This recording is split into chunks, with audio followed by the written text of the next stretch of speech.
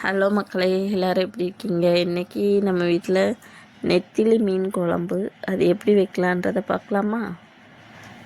சின்ன வெங்காயம் ஒரு 100 கிராம் எடுத்துக்கோங்க. தேங்காய் ஒரு 3 சில்லு எடுத்துக்கோங்க. அப்புறம் 2 தக்காளி பழம். இதை அப்படியே வானலியில் போட்டு நல்லா வதக்கிடுங்க. எண்ணெய் ஊற்றி நல்லா வதக்கிடுங்க. வதக்கிட்டு அதை ஒரு மிக்ஸி ஜாருக்கு மாற்றி கொஞ்சமாக தண்ணி விட்டுட்டு 2 ஸ்பூன் வீட்டு குழம்பு மிளகாத்தூள். நான் குழம்புக்கு தகுந்த மாதிரி நீங்கள் போட்டுக்கோங்க. எங்கள் வீட்டில் 4 பேர், அதனால் 2.5 ஸ்பூன் போடுறேன்.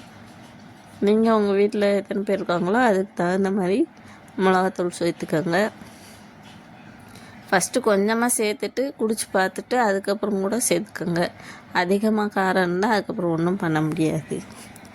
அதை ரொம்ப நைஸாக அரைக்காமல் ஓரளவு குறைன்னு அரைச்சிட்டு அப்புறம் மண் சட்டி அதில் எண்ணெயை காய வச்சுட்டு கொஞ்சம் கடுகு உளுந்தம்பருப்பு,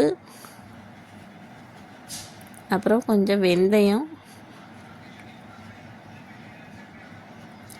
அது நல்லா பொரிஞ்சு வந்தோடனே கருவேப்பிலை சேர்த்துங்க.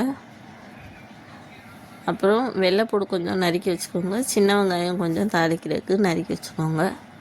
அது எல்லாத்தையும் சேர்த்து அப்படியே வானலியில் போட்டு கடுகு பொரிஞ்சதுக்கப்புறம், கடுகு வெந்தயமெல்லாம் பொரிஞ்சதுக்கப்புறம் தான் இதை தூக்கி போடணும்.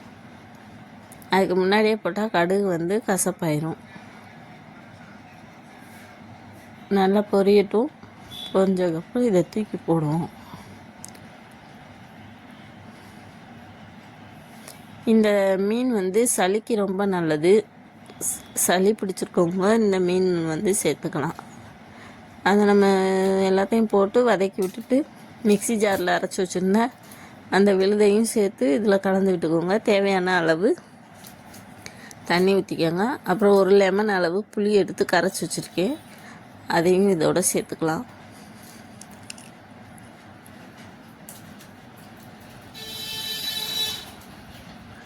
அப்புறம் தேவைக்கு தகுந்த மாதிரி உப்பு சேர்த்துக்கோங்க. ஃபஸ்ட்டு கலக்கி விட்டு குடிச்சு பாருங்கள். உப்பு அதிகமாக போட்டுட்டா நம்ம இது பண்ண முடியாது. அதனால கம்மியாக போட்டுட்டு அப்புறம் தேவைப்பட்டால் கூட போட்டுக்கலாம். நம்ம இத்தனை ஸ்பூன் அத்தனை ஸ்பூன்லாம் நம்மளுக்கு கணக்கெல்லாம் தெரியாது. கையளவு தான் நம்மளுக்கு. அதனால் போட்டுட்டு குடிச்சு பார்த்துட்டு அதுக்கப்புறம் நீங்கள் தேவைன்னா சேர்த்துக்கோங்க. அப்புறம் நல்லா குழம்பு கொதிச்சதுக்கப்புறம் இந்த நெத்திலி மீனை நல்லா கழுவி வச்சுருங்க. உப்பு போட்டு கழுவி வச்சுருங்க. அதை அப்படியே எடுத்து இந்த குழம்புல சேர்த்துக்கலாம்.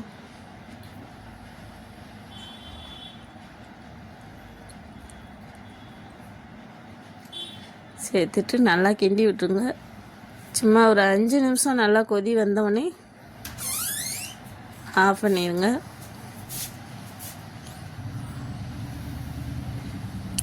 இப்போ குடிச்சு பார்த்தீங்கன்னா தெரியும், குழம்பு அல்டிமேட்டாக இருக்கும்.